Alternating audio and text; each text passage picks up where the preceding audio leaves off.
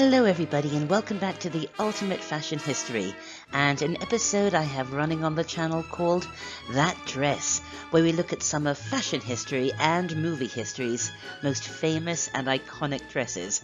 With me, fashion history professor and Golden Age Hollywood fanatic Amanda Hallay.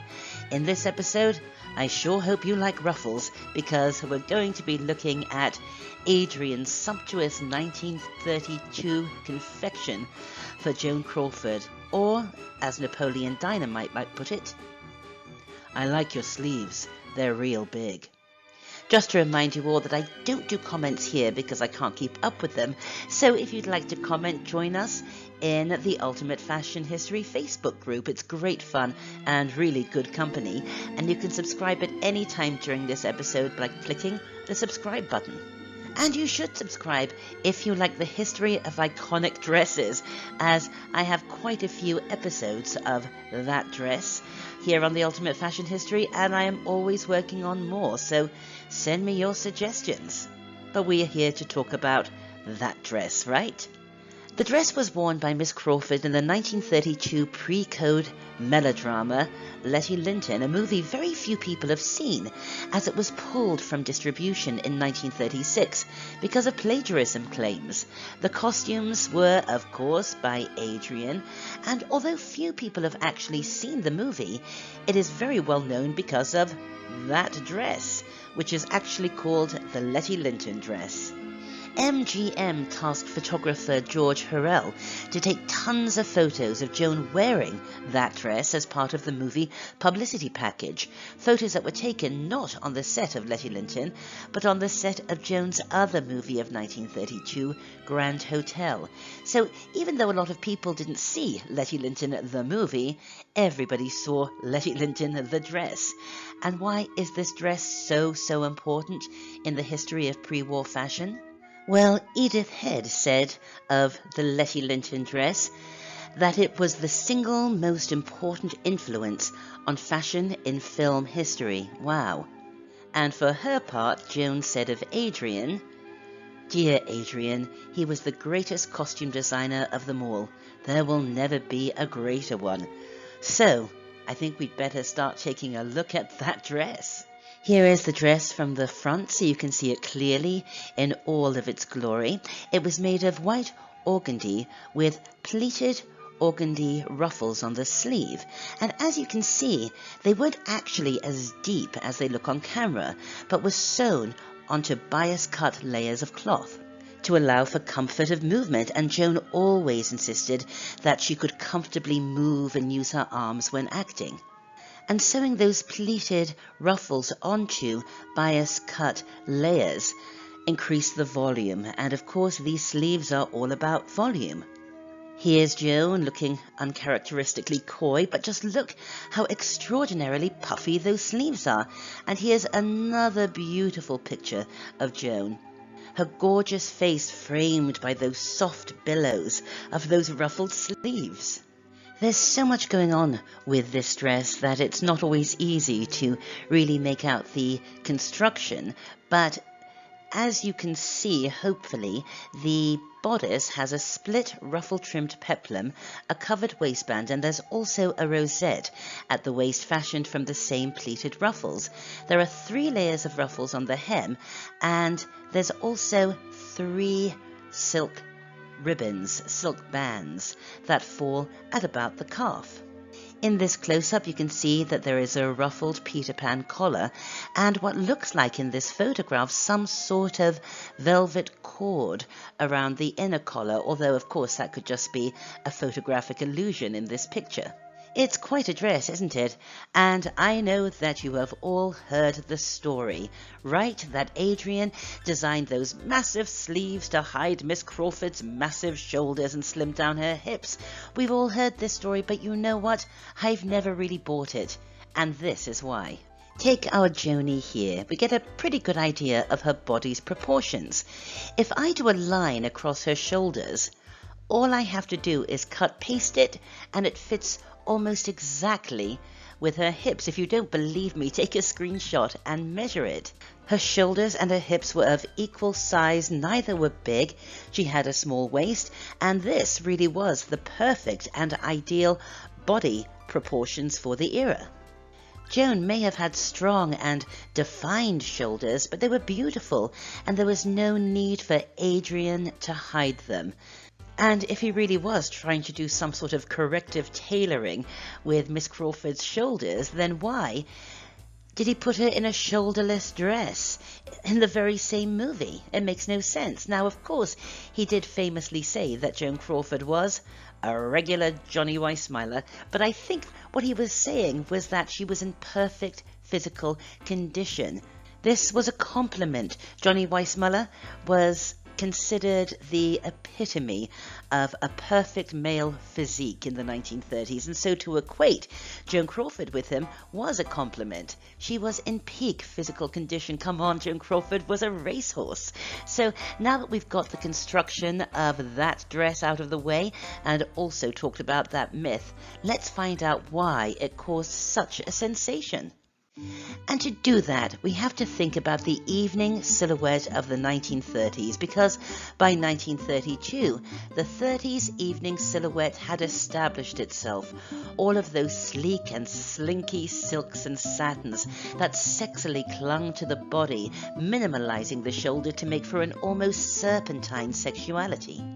And then came this, so ruffled, so romantic, adding so much volume to the upper arm and the shoulder in an era when fashion had decided to eradicate the shoulder entirely. It was truly mind-blowing when this dress appeared, and yet, as Adrian knew that it would, it resonated perfectly with how women wanted to feel in the troubled 1930s. And he didn't even look to 1930s fashion for inspiration. The Letty Lynton dress seems to owe more to the 1890s or even the 1830s, these eras of heightened femininity and romance, all ruffles, lace and ribbons, eras that, in terms of high fashion, were a very far cry from the breadlines and the dust bowls, right? And people seem to instinctively get that, to get what Adrian was doing here. Silver Screen magazine wrote this wonderful piece of hyperbole about the dress. Paris may decree this and Paris may decree that, but when that Crawford girl pops up in puff sleeves, then it's puff sleeves for us before tea time.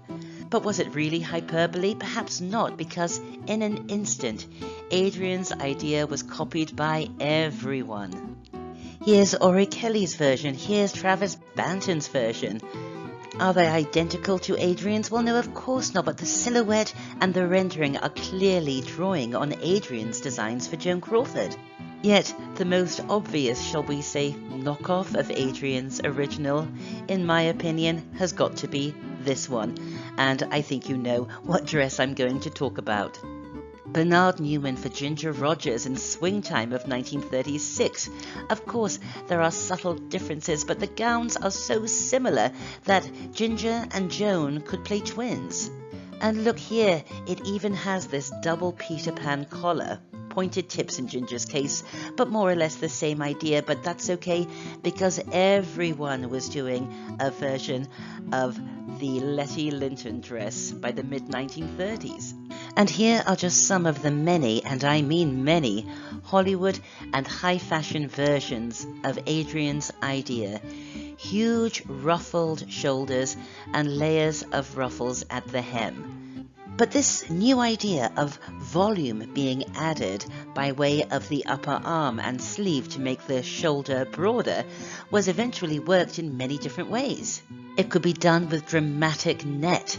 It could be done with feathers, with organza, with fur, and oh look, there's Joan again. But what's so interesting about that dress, the Letty Lynton dress, is that really it was the first time ever that Josephine Public saw a dress on film that she wanted to own herself. Now, of course, movies had always inspired regular streetwear. For example, in the previous decade, in the 20s, a gal might see Louise Brooks wearing something she thought was cute in a movie, and then she'd scour the Sears Roebuck catalogue for something similar. This dress, however, was a different story. And so retailers had to start making cheaper knockoffs to meet the demand. For example, Macy's, working with MGM, created a $10 version of the Letty Lynton dress that sold for $10, which is about $180 in today's money. And they claim, although I'm sure they exaggerated, that they sold 50,000 of them. That's a lot of dresses. Adrian himself was stunned at the popularity of the dress and how other designers and retailers were taking his fairly extreme idea into even more fanciful flights. He said, "In the studio, we thought the dress was amusing, but a trifle extreme. The copies of it made the original Letty Lynton look very modest and shy. Well, I can't imagine that the Letty Lynton dress could ever look modest or shy, but it wasn't just a case of all those ruffles that made this dress so important. The more important contribution to fashion was how the extension of that shoulder, achieved through those ruffled sleeves, added another silhouette to that of the 30s playbook. It really did add a second fashion silhouette to the 30s. Of course, here's the original dress, but then look at these fashion illustrations and pattern book covers. And you can see that although none of these dresses resemble the Letty Lynton dress, well, possibly the middle dress does, the rest are very different. I love the illustration on this pattern book because it speaks so perfectly to the two complementary silhouettes and fashion ideas of the era.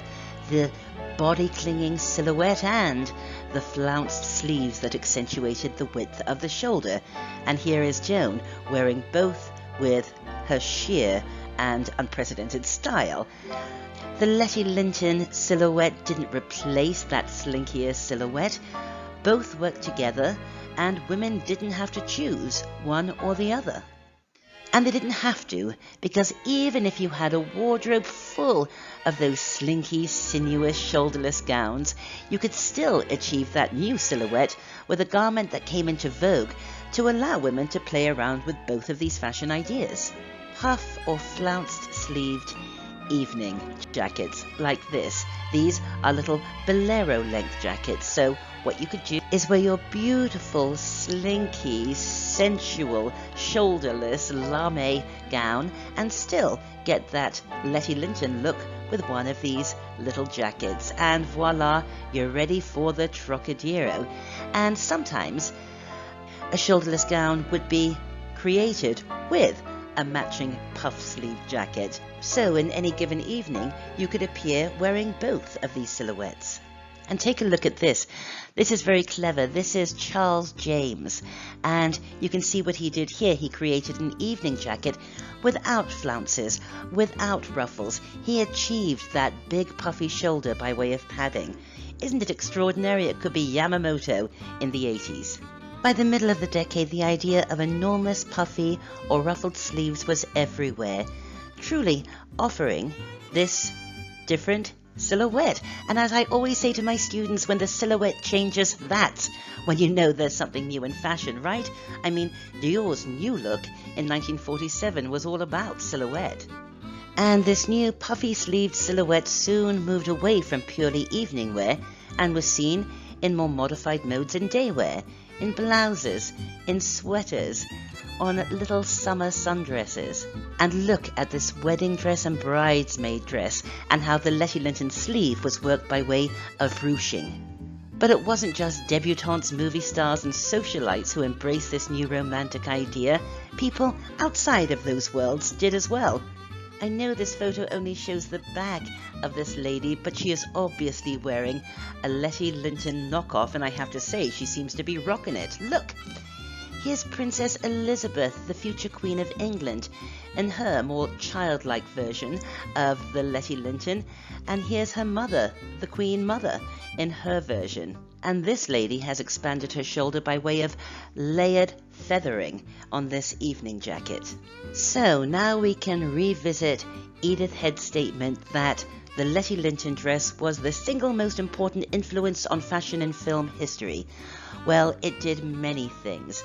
I am not saying that Adrian exclusively did all of these things with the Letty Lynton dress, but he was certainly the person who communicated these ideas most profoundly with that dress. First of all, the Letty Lynton dress helped kick off the trend for Romanticism in the 1930s. And by Romanticism, I'm talking about this heightened femininity achieved with a lot of adornment and excessive fabrics, like here. And here's Madame Vionnet in 1935, and this little day dress that dates somewhere from the mid-1930s, and this beautiful gown unattributed from 1937. And brace yourself for this one. Doesn't this look like it could date from the 1890s? But in fact, it's from 1936, and this is what we mean by 30s Romanticism.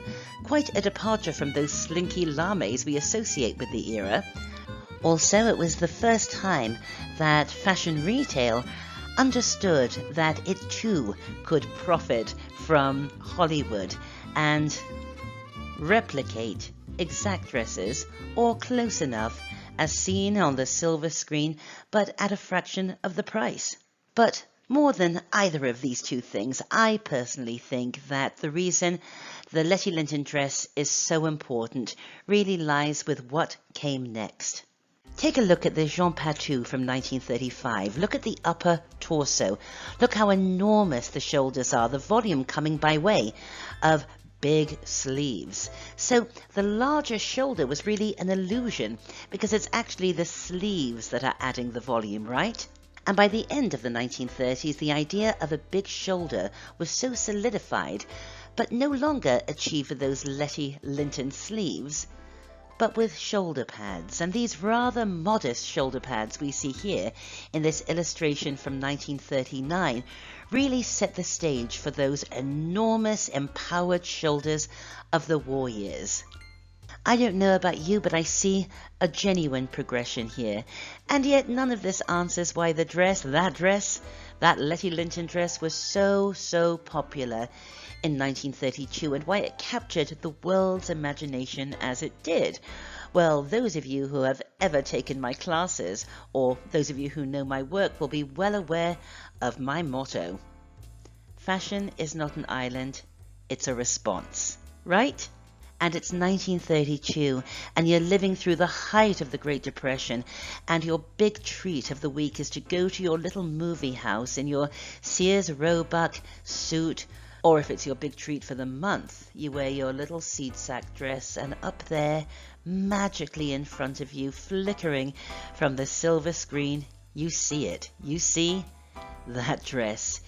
It was so over the top, so romantic, so glamorous. It's almost magical. That dress would help anyone escape, just for a moment, from the bread lines and the dust storms, and the 1930s was all about escape. It's beautiful, or is it? Let's just play for a second. We all know the Letty Lynton dress, and we've all been told how beautiful it is, and I certainly think it is. But, let's play with ideas here and look at one of fashion's most ridiculed looks, the 1980s prom dress. I happen to like 1980s prom dresses, and this one you're seeing here comes courtesy of a lovely lady called Anne in a Facebook group dedicated to vintage 80s prom dresses. If we just make the 80s prom dress a little longer, add even more volume to those already voluminous sleeves, don't we basically end up with the Letty Lynton dress? So why is Adrian's creation of 1932 considered so beautiful, whereas 80s prom dresses are thought to be over the top and risible? Is it a question of context, of era, of textile? Because in terms of silhouette and overarching aesthetic, they're actually quite similar, aren't they? Perhaps if Adrian designed 80s prom dresses, we'd feel differently about them, or perhaps we'd need Joan to wear them. For the spring 2017 couture collections, Karl Lagerfeld for Chanel paid homage to the Letty Lynton dress. And if fashion is not an island, it's a response. And if we needed fashion to escape in 2017, imagine if Karl was around today and revisiting the Letty Lynton dress. With all of this coronavirus crisis, he'd have probably made the sleeves even bigger. I don't know about you, but I'm a bit ruffled out after that. I hope you enjoyed that episode of That Dress here on The Ultimate Fashion History with me, Amanda Hallay. Join our Facebook group We have so much fun over there, and it's really good company in these isolating times. I'll leave a link to it in the description area. I'll also leave a link to my website. You can contact me directly there if you like. If you enjoyed this episode, subscribe, like, and share, as they say. And as always, thank you so much for watching and spending this time with me, and take care, and I'll be back very soon with more on your UFH.